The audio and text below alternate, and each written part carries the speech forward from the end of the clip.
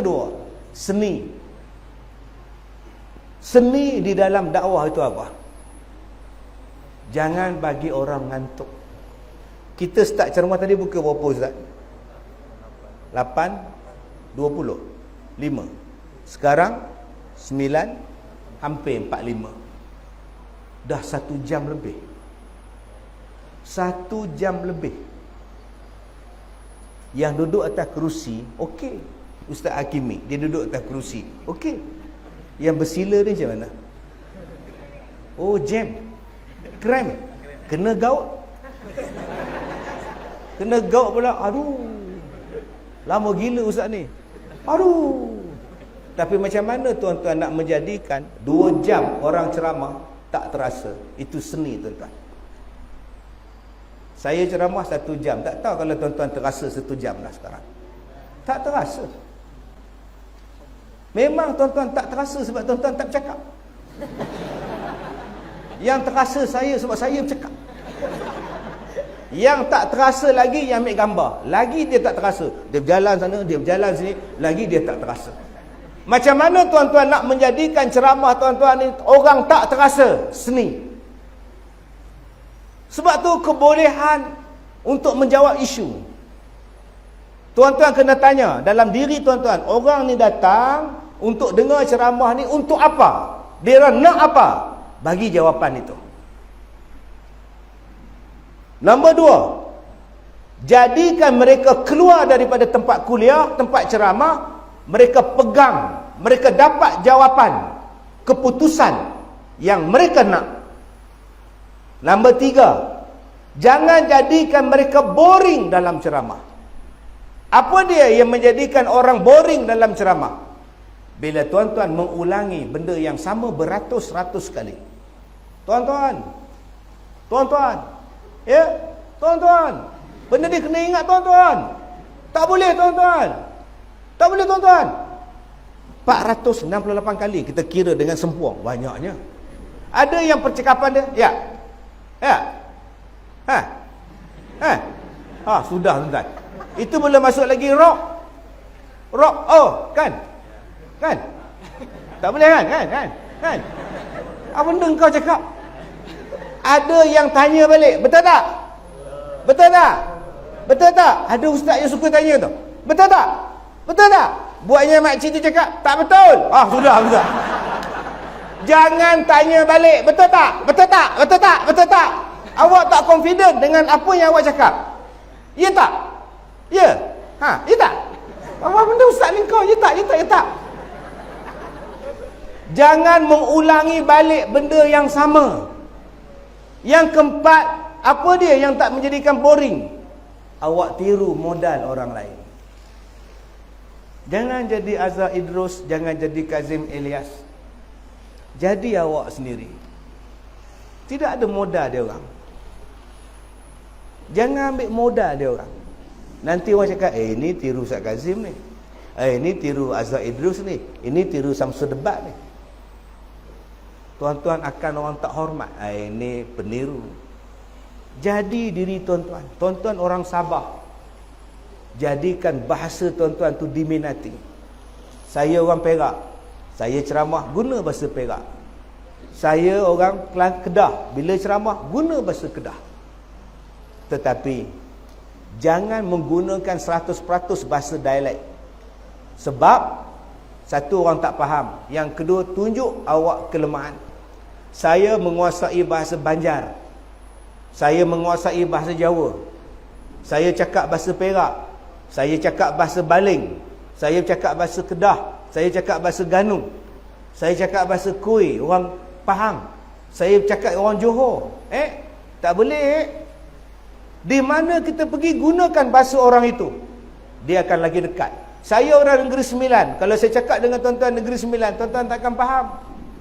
Lemah. Saya orang Perak. Tiba-tiba saya cakap Perak dengan tuan-tuan.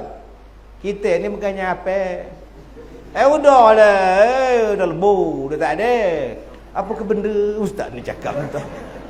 Saya kena guna bahasa tuan-tuan. Tetapi naikkan nama negeri tuan-tuan. Gunakan bahasa tuan-tuan. Mungkin dalam satu ceramah, 2 ceramah, 3 ceramah ada 4 patah, 5 patah perkataan yang menjadikan orang kenal tuan-tuan adalah orang Sabah. Tuan-tuan adalah sandakan, tuan-tuan adalah tawau, tuan-tuan adalah sempurna. Di situ adalah trademark tuan-tuan yang boleh menarik perhatian tuan-tuan. Saya orang ingat hanya dengan kata-kata apa? Kalau dah jodoh. Ini ustaz kalau dah jodoh. Apa trademark saya dalam perkataan saya? Taubat lahum. Sampai sekarang. Lagi yang mana faham, faham. Tak faham, sudah. Dah, tuan-tuan buat tagline. Dan tuan-tuan akan diminati. Jadi masa dah tamat tuan-tuan, cukup sekadar itu.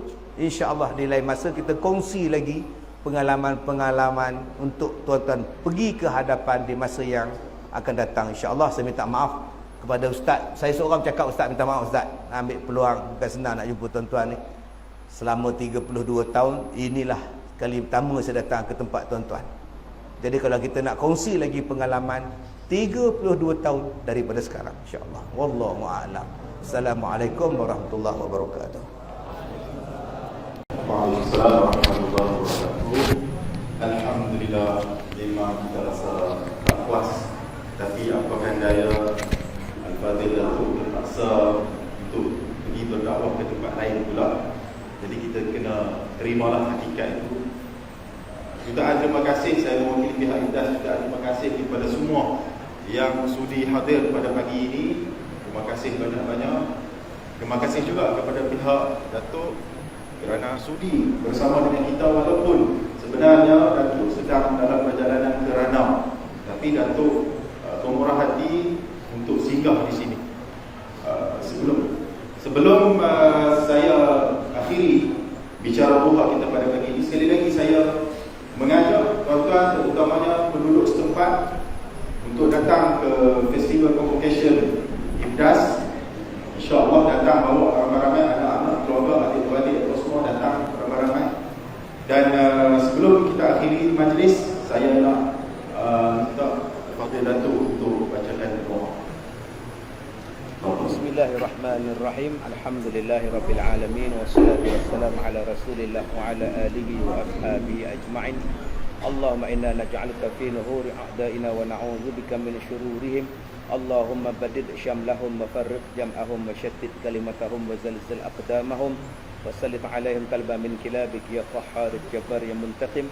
Allahumma ya munzil al-kitab wa ya mujri as-sahab wa ya hazim al-ahzab ihzimhum wansurna 'alaihim.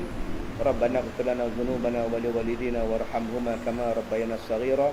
Rabbana atina fid dunya hasanah wa fil akhirati hasanah wa qina azaban nar. Wa sallallahu ala sayyidina Muhammad wa ala alihi wa ashabihi ajma'in. Walhamdulillahi rabbil alamin.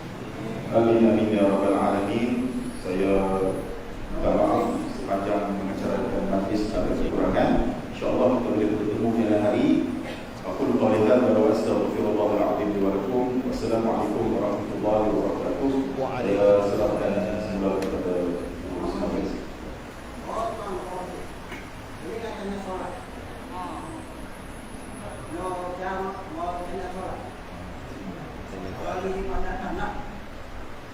Kita dah ada nama cerita. Okey, cubalah tanya satu je. Tak apa, saya dengar. Dengar. Datuk dengar. Boleh Datuk dengar. Saya dengar. Assalamualaikum warahmatullahi wabarakatuh. Saya Ahmad bin Abdul Aziz, berasal dari kampung Bandar, jiran yang satu kampung Korat.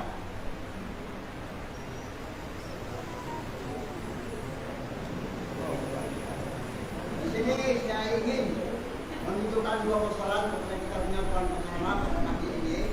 Mohon saya bertanya yang pertama. Apakah tafsiran atau tarikh sebenar merdeka dari sudut syariat Islam?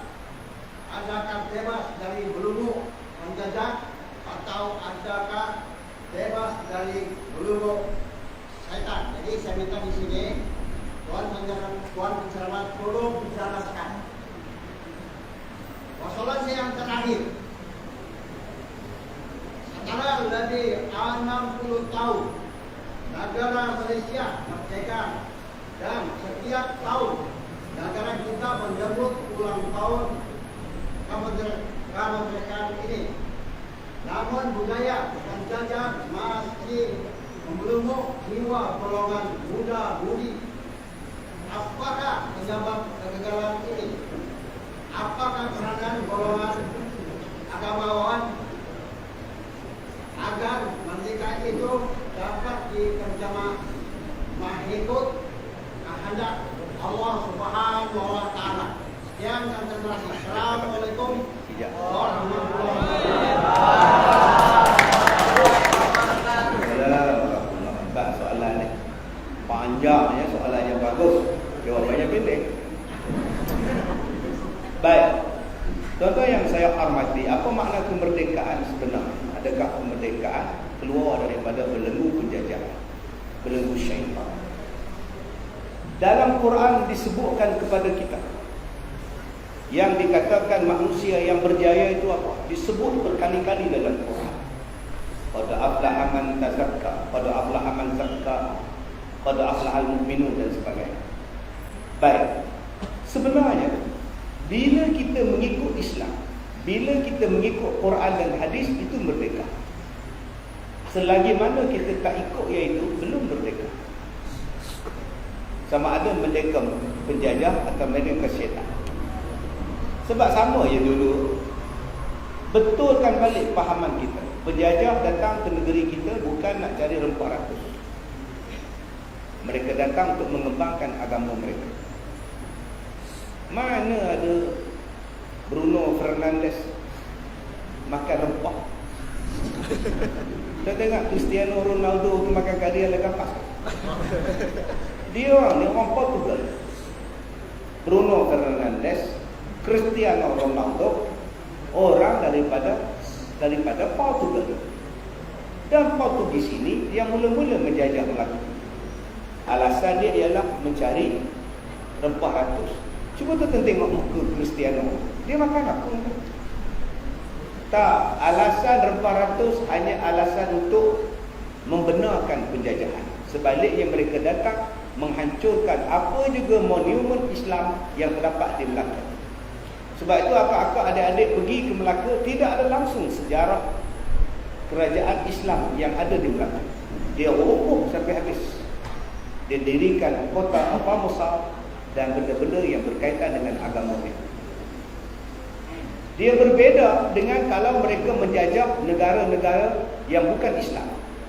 Kalau mereka menjajah negara yang tidak Islam, segala monumen kerajaan itu akan dikekalkan. Bangsa penjajah Europe ada 6. British, Spanyol, Portugis, Belanda, Perancis dan Itali. Ini adalah negara penjajah. Mereka membahagikan dunia ini. Engkau Perancis, engkau pergi jajah dekat Afrika, dekat Kemboja, dekat Laos, dekat Vietnam. Maka ini negara Indochina. Perancis perintah. Engkau Spanyol, engkau pergi ke Mexico, engkau pergi ke Amerika Selatan, engkau pergi ke Asia, engkau pergi ke Filipina. British, engkau pergi ke 100 buah negeri, termasuklah Tanah Melayu, termasuklah Sabah Sarawak, kau jajah negeri-negeri ini.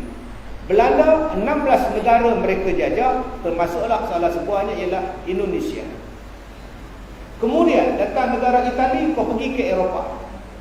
Dan negara Arab diperintah oleh Perancis, diperintah oleh British, diperintah oleh negara-negara lain.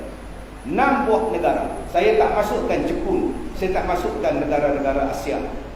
Yang saya sebut ialah 6 buah negara Europe yang memecah belahkan dunia, memecah belahkan pentadbiran dunia, memecahkan nama dia divide and rule.